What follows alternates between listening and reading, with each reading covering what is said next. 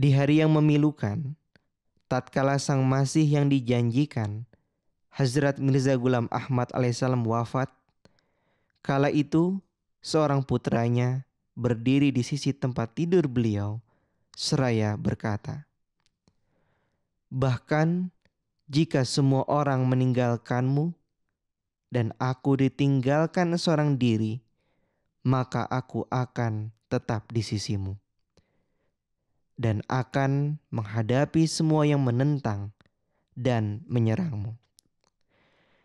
Itu adalah sebuah pernyataan yang penuh emosi saat hati seorang putra dipenuhi kedukaan. Sungguh, sejarah menjadi saksi atas ketulusan janjinya tersebut. ऐ फजले उमर तेरे औसाफे करे माना ऐ फजले उमर तेरे. Ini hanya beberapa gambaran dari sang reformer yang dijanjikan, yang kedatangannya telah dibuatkan oleh Hazrat Rasulullah Sallallahu Alaihi Wasallam dan Hazrat Masih Maud alaihissalam, yang akan menjadi khalifah kedua di usianya yang masih muda, lalu akan memupuk jemaat ini sampai kematangannya selama lebih dari 50 tahun. ऐ फजले उमर तेरे. Dengan bimbingan rohani, doa, air mata, dan darahnya, hidupnya sangat berarti. Di bawah bimbingan Allah Subhanahu wa taala, ia membangun pondasi yang telah diletakkan oleh Hazrat Masih Maud alaihissalam, lalu memperluasnya dengan memprakarsai berbagai gerakan, perorganisasian, dan program-program untuk menyebarkan pesan Ahmadiyah lebih luas. Hazrat Mirza Bashiruddin Mahmud Ahmad mencetuskan gerakan Tahrik Jadid pada tahun 1934. Hasil paling menonjol dari gerakan ini adalah jaringan misi antar bangsa yang berkembang dengan amat pesat. Dan berkat gerakan ini, hingga kini tumbuh cabang-cabang jemaat di lebih 200 negara. Dengan dicanangkannya gerakan Tahrik Jadid pada 1934 itu dan juga gerakan Wakfi Jadid pada 1957, ini merupakan gerakan yang sangat hebat sehingga Ahmadiyah bisa tersebar ke seluruh pelosok dunia dan khususnya nanti ke Nusantara atau Indonesia saat ini. Dan kita melihat bahwa ini juga ada kaitan secara psikologis antara mubalik pertama yang dikirim ke Indonesia yaitu Maulana Rahmat Ali HAOT dengan Hadrat Khalifatul Masih As-Sani radhiyallahu taala anhu. Karena apa? Mereka berdua merupakan sahabat dekat, teman sebaya yang kalau kita lihat mereka lahir tidak terpaut terlalu jauh, hanya selisih 4 tahun. Kita tahu bahwa Hadrat Muslim Maud dilahirkan pada tahun 1889, sedangkan Maulana Rahmat Ali dilahirkan pada tahun 1893. Dan di dalam sejarah Ahmadiyah kita juga mengetahui bahwa ayahanda dari Maulana Rahmat Ali HAOT yang kemudian menjadi mubalik perintis di bumi Nusantara atau Indonesia, itu baiat dan kemudian pindah ke Kadian terkait dengan keinginan beliau untuk mengkhidmati Islam melalui Ahmadiyah. Nah, oleh karena itu ketika Hadrat Masih Maud kemudian meminta beliau untuk membantu bekerja di percetakan, pada satu saat beliau kemudian mendapat tugas dari Hadrat Masih Maud. Jadi semua orang yang ada di Kadian terutama yang terkait dengan percetakan diminta hari itu juga untuk menyelesaikan pencetakan naskah dari kitab Al-Wasiyat ya. Pada saat itu memang Hadrat Masih Maud belum mencanangkan secara resmi program Al-Wasiyat tersebut, tetapi karena Baba Muhammad Hasan bersikeras ingin ikut dalam program tersebut, kemudian Hadrat Masih Maud meminta salah seorang sahabat atau juru tulis beliau mengambil buku dan kemudian meminta supaya nama Baba Muhammad Hasan itu dituliskan dalam nomor urut 1 atau pertama di dalam buku yang kemudian menjadi buku catatan Al-Wasiyat. Artinya adalah bahwa Baba Muhammad Hasan, ayahanda dari Maulana Rahmat Ali, kemudian menjadi musi pertama yang bahkan saat itu belum dicanangkan oleh Hadrat Masih Maud alaihi salatu wassalam. Dan ini adalah salah satu berkat yang kemudian berkat-berkat ini turun juga kepada putra beliau yaitu Rahmat Ali kecil yang pada saat itu berusia misalnya 13 tahun ya, dan menjadi anggota musi juga yang ke-732. Jadi kita lihat dari ini berkat-berkat kemudian turun kepada Maulana Rahmat Ali dan Hadrat Khalifatul Masih Sani karena merupakan teman dekat atau teman sebaya pada masa kecil ketika para pelajar Indonesia yang sedang menimba ilmu di Kadian menginginkan supaya Hadrat Khalifatul Masih Sani bisa melakukan lawatan atau kunjungan ke Nusantara pada masa itu setelah beliau pulang dari lawatan ke Eropa, maka Hadrat Khalifatul Masih As-Sani kemudian menyampaikan bahwa insya Allah akan dikirim kalau memang beliau sendiri tidak bisa datang ke Nusantara, maka akan dikirim utusan beliau untuk ke Nusantara. Dan ternyata beberapa tahun kemudian atau tepatnya 3 tahun kemudian diutuslah Maulana Rahmat Ali ke Nusantara, dan pada saat itu posisi beliau sebenarnya sudah menjadi seorang guru di Ta'limul Islam High School, yaitu di Lembaga Pendidikan Ahmadiyah sebagai guru bahasa Arab. Jadi kedatangan Maulana Rahmat Ali itu adalah murni diutus oleh Hadrat Khalifatul Masih Sani radhiyallahu taala anhu pada saat itu untuk merespon permintaan dari para pelajar Indonesia yang sedang belajar di Kadian. Mereka adalah pelajar-pelajar di Madrasah Ahmadiyah yang berasal dari Pulau Sumatera. Nah, kemudian setelah kedatangan Maulana Rahmat Ali ke Indonesia, 9 tahun kemudian barulah gerakan Tahrik Jadid itu dicanangkan. Nah, ini artinya adalah bahwa untuk Jemaat Ahmadiyah di Indonesia, kita bisa melihat Hadrat Khalifatul Masih Sani radhiyallahu taala anhu itu memiliki kecintaan yang sangat luar biasa. Karena apa? Negara-negara lain belum tentu beliau lakukan atau perlakukan seperti itu.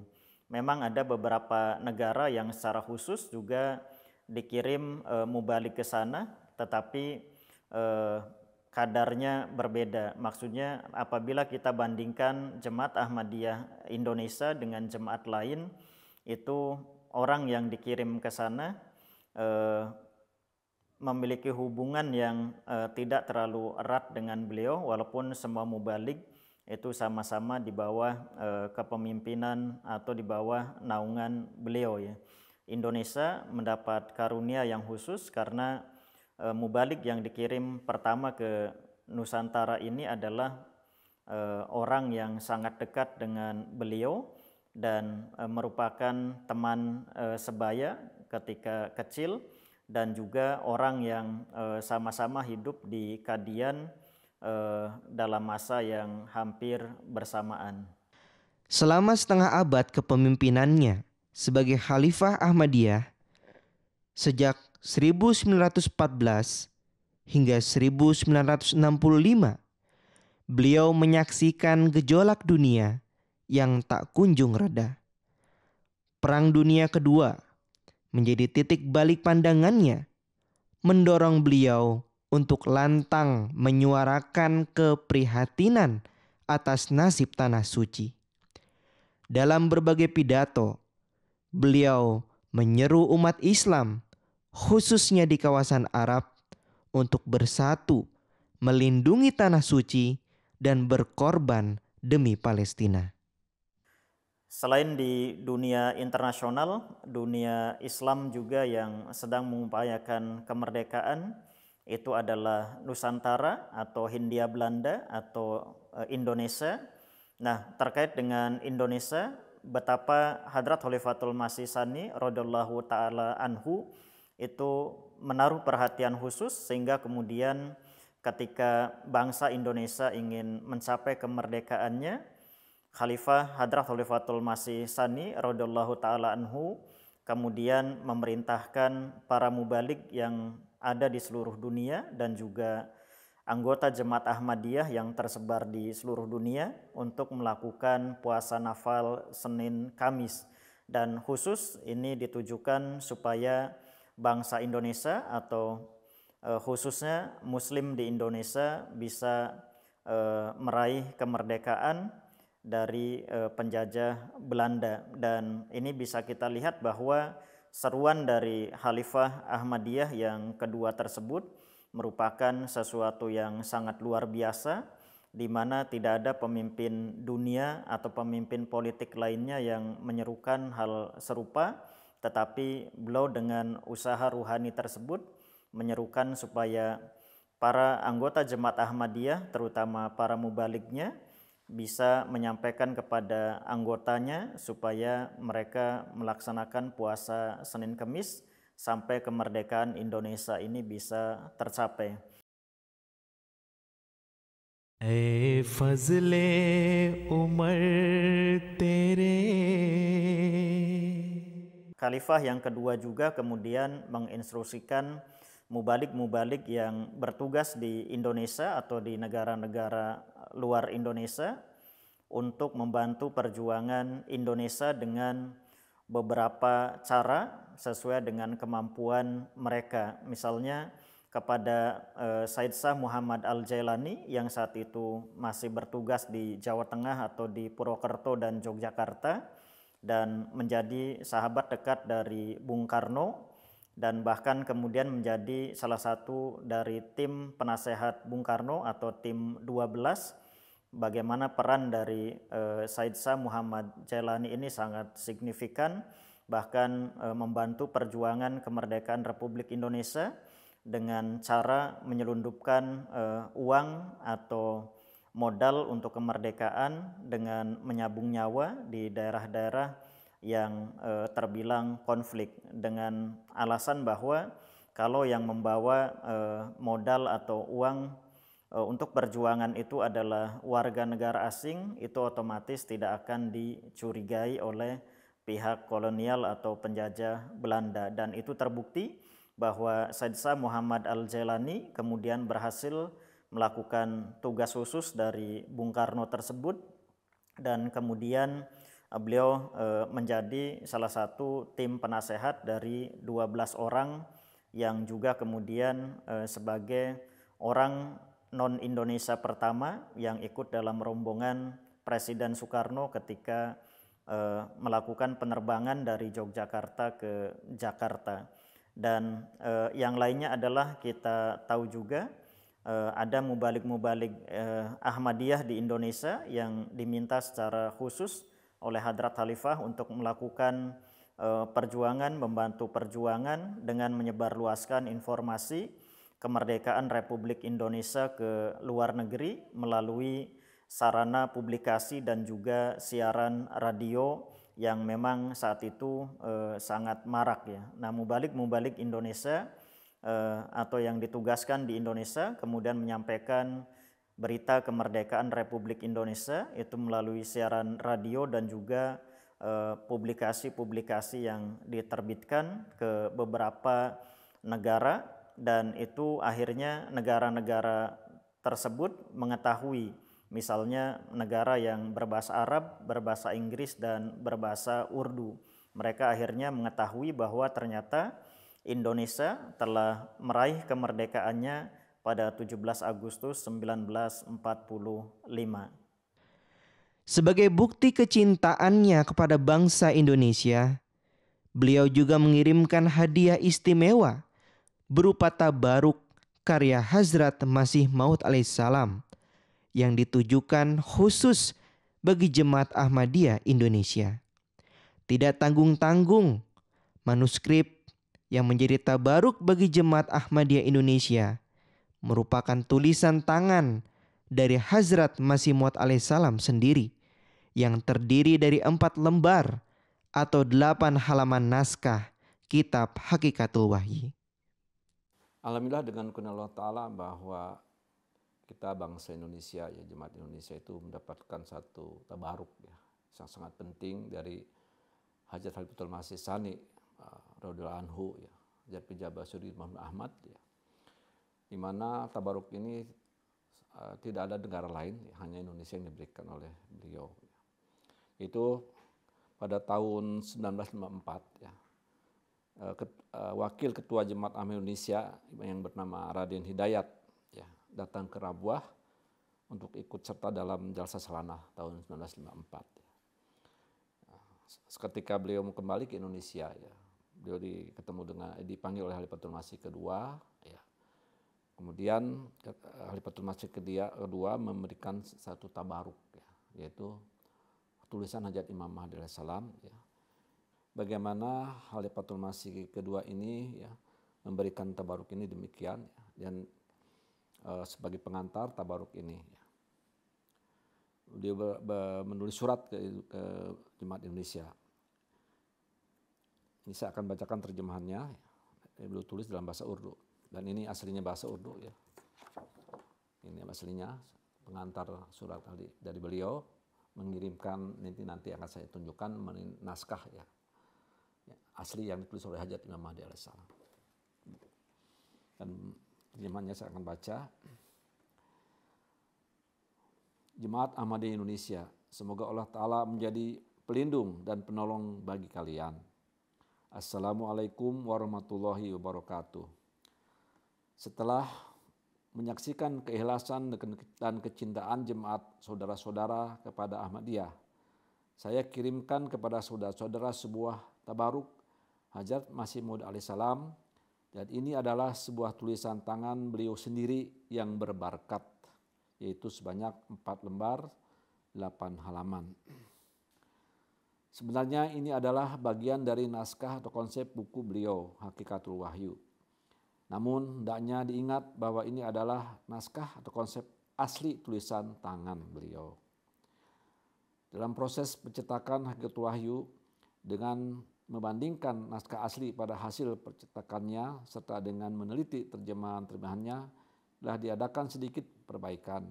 Oleh karena itu, antara hasil cetakan Hakikatul Wahyu dengan naskah aslinya terdapat sedikit perbedaan.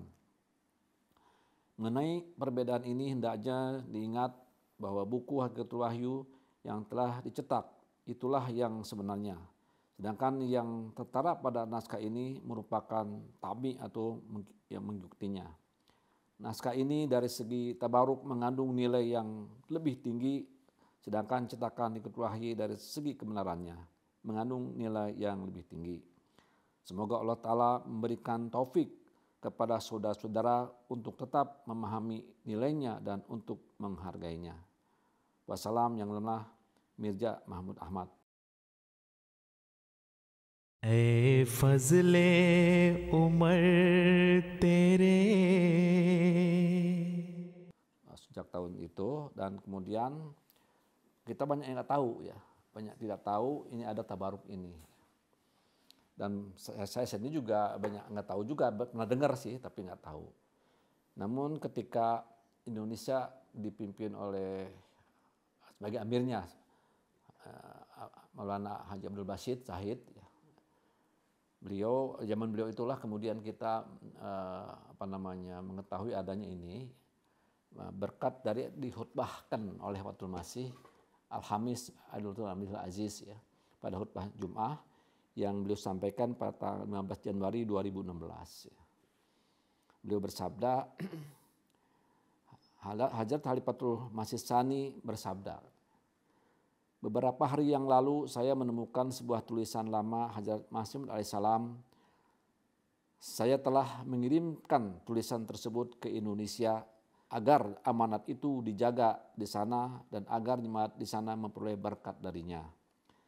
Sekarang kata Hujur ya, sekarang hanya orang Indonesia lah yang dapat menjelaskan apakah di tangan mereka tulisan tersebut terjaga atau tidak.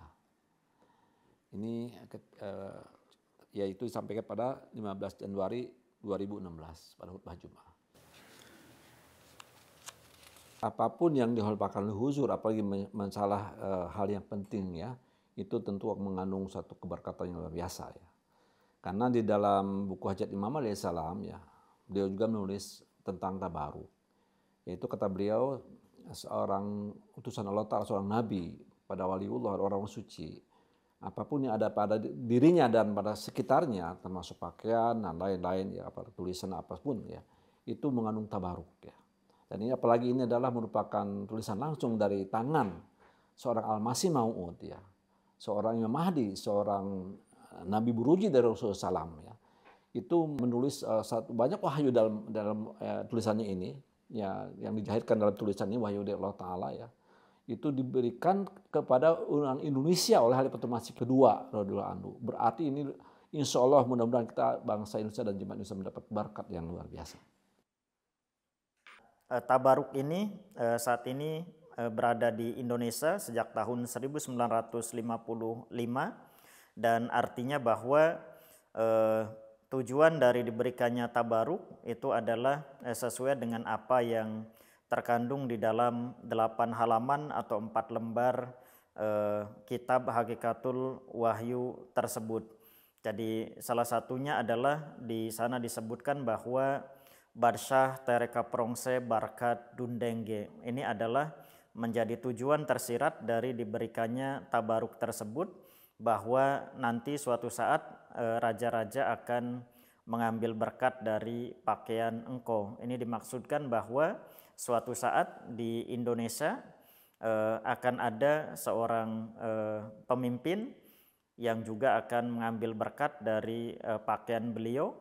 Sekali lagi, ini hanya beberapa gambaran dari sosok pemimpin sejati.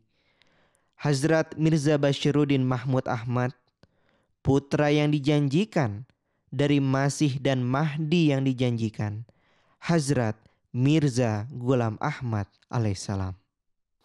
Ya memang di dalam memperingati beliau sebagai khalifah terutama, tapi adalah bagaimana cara beliau berpikir dalam mengembangkan jemaat ini, bagaimana cara beliau punya daya pikirnya. Bahkan beliau menulis satu tafsir kabir maupun sagir ya luar biasa yang belum ada bandingannya sampai saat ini. Kemudian teori tulisan-tulisan beliau dalam misalnya The Good Order misalnya, bagaimana bentuk dasar ekonomi dunia ya. Berbagai pelajaran beliau tulis luar biasa, banyak sekali buku-buku beliau yang perlu kita mutalaah. Kalau kita mutalaah buku-buku beliau, dari fikir kita akan terbuka. Insya Allah Ta'ala ada berbagai ilmu itu. Jadi beliau ini juga memang terhadap Indonesia sangat sayang ya. Atas kecintaannya beliau juga Indonesia juga pernah mengirimkan putranya ya bertugas di Indonesia selama 2 tahun di Manisolor dan lain-lain ya. Salah satunya yang paling berharga ini ya, yang tadi tabaruk ya, yang tidak ada di negara lain ini, hanya Indonesia yang diberikan oleh beliau. Ini juga salah satu rasa syukur kita pada Allah Ta'ala ya, kata Indonesia dapat keistimewaan mendapatkan tabaruk ini. ऐ फज़ले उमर तेरे औसाफ़े करे माना, ऐ फज़ले उमर तेरे